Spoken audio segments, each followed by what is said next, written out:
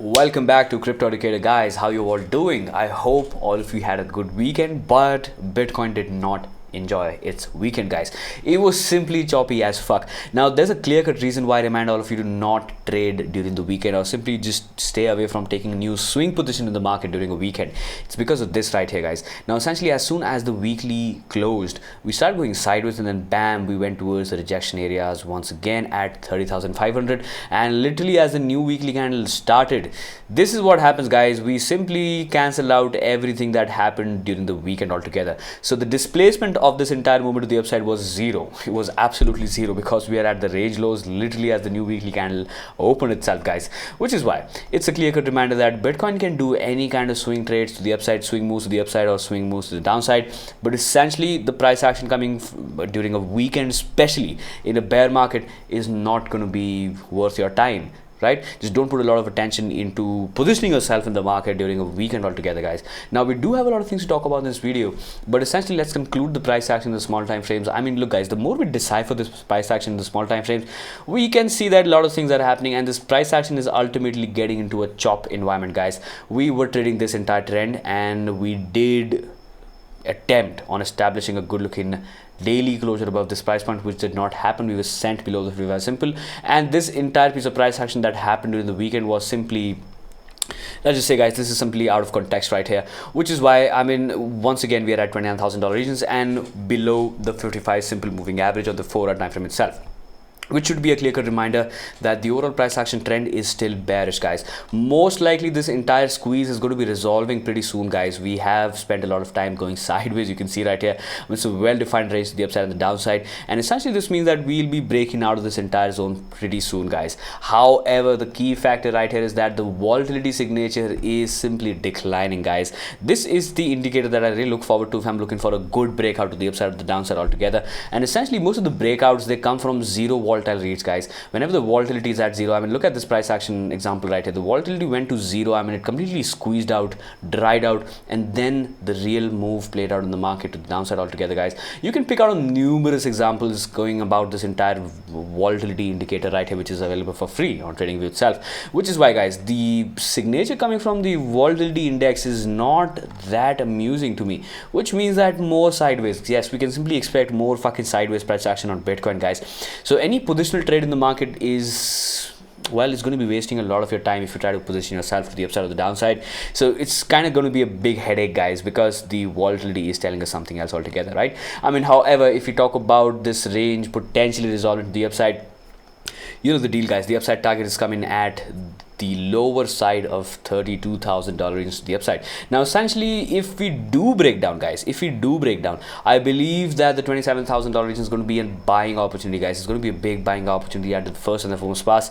It's because the 3-day 350 simple is coming at this entire price point right here, guys, which kind of has proven out to be a pretty nice area of interest in the past as well. You can see the relevancy of, all right, guys, now this is coming from Binance. We don't have much history, but you can put on 350 simple on the 3-day time frame on any exchange for that matter, and you will see that the price action has created crazy amount of bounces, at least a 30 to 40% bounce from the 350 simple on the 3-day time frame itself, guys. Which is why the interaction with this moving average alongside your $27,000 regions in the small time frames could most likely be a buying opportunity, guys. Now essentially, would I be scaling myself as the price action goes to downside? Probably not, guys. I will simply wait for the price action to simply trend all the way towards the key area of liquidity right here, and as soon as we start going to the upside, as soon as we have key signs of reversals like a 4-hour bullish engulfing candle coming from these levels right here, that is when I would start scaling into Bitcoin for that matter, guys. And from these levels, I'll be targeting 30,000 at first, and the ultimate resolution will be at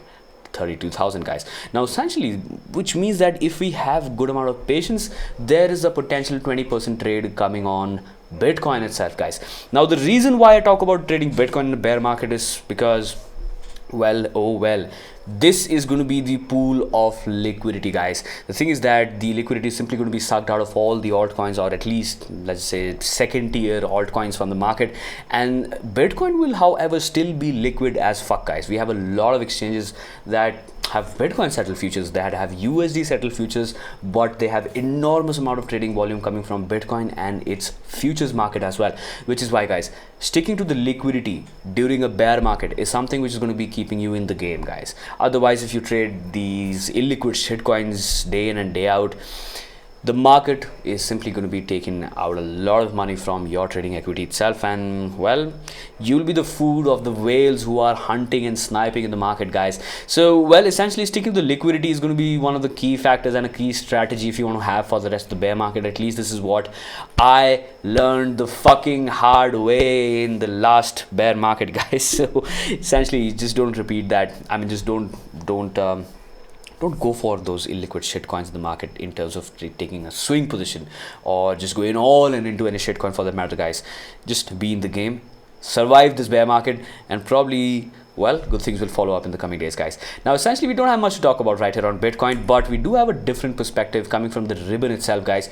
You must remember this old friend ribbon. I mean, it's not really giving us a lot of things right here. The price action is simply going sideways, but as far as this ribbon is indicating, it's just simply telling us that the overall trend is simply bearish, guys, which is why we can expect this entire range breaking down and revisiting 27,000. By the way, guys, this chart is fucking inverted, so this is the real price action right here. Most of the things are aligning towards the fact that maybe Bitcoin kind of takes a plunge down towards $27,000 regions, or maybe the market kind of creates a little front running momentum from these levels and starts reversing after that. But immediate reversal to the upside from these exact price points is kind of like a difficult situation that the market is going through as of now, guys. So that was your ribbon signature on the price action itself. And with that said, let's talk about the final chart on Bitcoin, guys. The thing is that the relative strength index is simply below 40 reads, and you know the fucking deal. Whenever the relative strength index situates comfortably below 40, that means the overall trend is simply bearish, guys. It's simply, well, it's simply attempting a leg to the downside. This entire price action kind of reminds me of what was going on right here, guys. We saw a little breakdown, and then we saw, let's say, a good looking pullback, and then, well, we drifted sideways, retested the range highs, and then continued this entire trend to the downside, guys. So if we want to fractalize the situation right here, I mean, this could potentially play out, right? I mean, we could extend this leg all the way down towards 27,000. We could come back up towards 32,000, and then we could potentially start locating a new bottom that could be your higher 20,000 zones, or maybe take a quick plunge below 20,000, go towards 90,000 and get picked up real quick as well. That is something which could play out, guys. But guess what? This is all speculation and this is not a financial advice. You have to do the hard work if you want to survive in the market altogether, guys. And need I remind all of you that these videos are not fucking any financial advice for that matter. I mean, all of us know that, guys. Crypto markets are, well, you know the deal about crypto market if you're still surviving. I mean, essentially, let's conclude the price action right here once again. The TSI, the true strength indicator, is kind of attempting a snaky snake move to the upside. I mean, this is trying its best, guys, but you can see that, man, I mean, nope, no buying strength, nothing coming from these levels as well. This is kind of snaking and sliding, which is why the price action is grinding to the downside overall, right? I mean, the overall trend coming from this net trend line is to the downside. Not looking good. And guys, refer to the volatility index on the 4-hour time frame. That is probably going to give you the best indication for a breakout to the upside or a breakdown all the way towards 27,000, guys. When the volatility expands on the 4-hour time frame, I do expect that to kind of play out on the daily time frame as well, because that is where we can expect the daily time frame to be redlined altogether, and that is when the real volatile moves could play out on Bitcoin's price action to the upside or the downside altogether. With that said, let's talk about Ethereum on the 4-hour time frame, right? And not doing anything, guys, just snaking, going sideways once again. I mean, this is a clear-cut chop. I mean, yes, we are about to resolve this range, guys. This resolution could be coming pretty soon, guys. This is probably going to be happening pretty soon, right? The thing is that, however, if we resolve this range to the downside, since Bitcoin's target is situated at $27,000 regions, I think we can expect Ethereum to go all the way towards 1,700, guys. The reason why I talk about 1,700 is because, well, you know the deal right here. I mean, we had massive contact points at 1,700 regions, literally the price point where the, well, this is where the altcoin party had started, guys. The beginning of, or let's say the beginning of Q3 of 2021, that is when Ethereum took a 200% leg to the upside. Altcoins did very nicely, but all of this bullish momentum came from your $1,700 regions, guys. So let's not kind of forget this high area of liquidity, which is why if Bitcoin takes a plunge towards 27,000, I do expect Ethereum going towards 1,700. And yes, guys, in the first and the foremost pass, yes, we can simply expect the price action getting picked up from these levels. However, I'm going to be pointing out a very fucking obvious point right here, guys. The Bitcoin's price action is at the 3-day 350 simple. Ethereum's price action is way the fuck above 3-day 350 simple, guys, which is why if you see that we do wick below $1,700 for good, if you see that there is no buying activity coming from these levels at the 4-hour time frame, we might simply teleport towards 1,500 flat, guys. This is a very, very, very clear situation that is happening on Ethereum itself, and a good looking range to simply capitalize on as well. To the upside, most of the risk is simply going to be managed by the bearish biases above 2,100, guys. So if Ethereum's price action is able to trend above 2,100 for good, that is when most of the bearish biases are going to be taking a good amount of hit, and that is when the price action would most likely revert at least towards the 200 simple on the 3-day itself, which is aligning with $2,400, and that is aligning with Bitcoin's price action being at $32,000 as well. So that is the upside for Ethereum, and the downside for Ethereum is at 1,500, guys. I mean, this is pretty much clear for the entire fucking altcoin market that we are literally in the between, guys. We are in the middle of a good amount of range right here to the upside and the downside. So whatever resolution comes on Bitcoin is most likely going to be playing out on Ethereum itself, guys. Okay, so with that said, let's talk about Solana right here. I mean, no fucking brainer right here. This is simply going to be replicating whatever Ethereum does in the market. Some subtleties in the price action that are different from every single altcoin out there, guys. Solana likes to do its own kind of shit, honestly. I mean, this is a different looking price action. If we talk about any time frame, any perspective, any charting pattern, Solana likes to do something very, very different every fucking time. Okay, so the thing, however, right here is that this is less bearish, guys. Now, this is less bearish as compared to Ethereum altogether, right? But however, the downtrend that Ethereum took from these levels, the main rejection that came from your 2,700 regions was a 33% leg to the downside. However, for Solana, guys, the main rejection was way more than that. I mean, we got 60% down leg coming on Solana itself, guys. So this is way the fuck more oversold as compared to Ethereum altogether, which is why if let's just assume Bitcoin breaks down towards 27,000, we can expect Solana to do something like this right here. I mean, we can kind of have a little sneak peek at the higher higher $30 regions on Solana, and then we can go for a quick little V-shaped recovery coming all the way towards the breakdown point at $47 regions altogether. However, guys, everything really depends on Bitcoin. So you see right here, I mean, if Bitcoin is able to decide a good looking direction to the upside or the downside, there are good amount of plays happening in the market for Solana, for Ethereum, for Cardano as well, and BNB as well for that matter, guys. However, I mean, things were not looking nice for BNB. If I remember, BNB took a plunge down all the way towards fucking $200 on FTX futures, guys. My goodness, I mean, one single candle on the 3-day time frame cancelling out crazy price action. Let's take a look at that as well, guys. BNB per coming from FTX. I mean, I saw this fucking candle today itself. I mean, holy fucking shit, what the fuck is this, guys?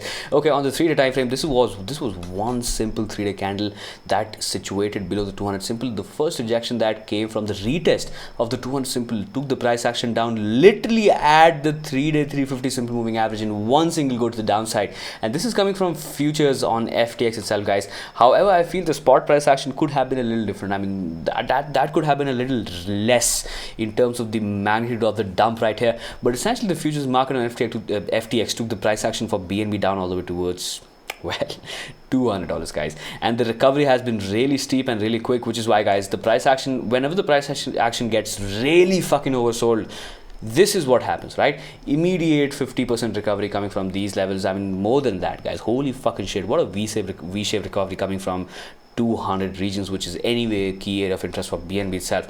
I mean, these kind of things that keep on happening, but yeah, I mean, are you going to be catching knives if you want to trade for the long term? Probably not, guys. Probably not. Knife catching is the worst endeavor a trader can do. It's especially for crypto markets, guys. It's simply for crypto markets. The success rate for catching knives is pretty low, guys. Honestly, if you see a lot of people nailing that thing on crypto Twitter, I don't know what kind of gambler they are, guys. I simply don't know, right? And it's essentially, it's not really necessary to compare your trading with anybody else altogether. Remember, you are in the market to figure out things for yourself, for your own. You have to do things on your own. You have to define an edge for yourself, and more or less, you have to have the right mindset, guys. If you don't have that, most likely things will be shaking you to the upside or the downside altogether, and the market will be getting best of you once again, guys. I mean, essentially, do I really need to bring about these things again and again? Probably yes, because the bear market is going to be very brutal, guys. If Bitcoin really takes a plunge below $25,000 levels, it's not gonna look very nice, guys. It's gonna be very crazy and freaky altogether. Okay, so with that said, I'm gonna be quickly closing out on Solana USD Solana USD real quick, and let's see what we can talk about in the price action. Pretty much nothing, guys, pretty much nothing. I mean, so far so good. What I can see right here is that this is a good looking head and shoulder with the left shoulder, head right here, and a complex right shoulder, guys. I mean, a complex right shoulder situation is not really nice. This generally means in a head and shoulder, when we do have a complex right shoulder, it means that even if we break down, it's not going to be that strengthful, guys. The pattern is going to be underperforming. This is something which I've pointed out on multiple occasions whenever I've seen a complex right shoulder before the breakdown, right? So the ultimate target for the breakdown is going to be at 38,000, the higher $30 levels altogether. 38,000, we're not talking about Bitcoin, guys. Holy shit. Okay, $38 is the ultimate target for Solana if you do take a plunge to the downside. However, since this is a complex right shoulder, probably things will be weak, guys. Probably this breakdown is going to be weak. So if we do take a downtrend from these levels, probably lowering your expectations or leveling your expectations is something that you can do for yourself as well. With that said, this was a pretty long fucking video, guys. If you watched this entire video, hit that like, and I will catch all of you pretty soon, guys. Bye for now.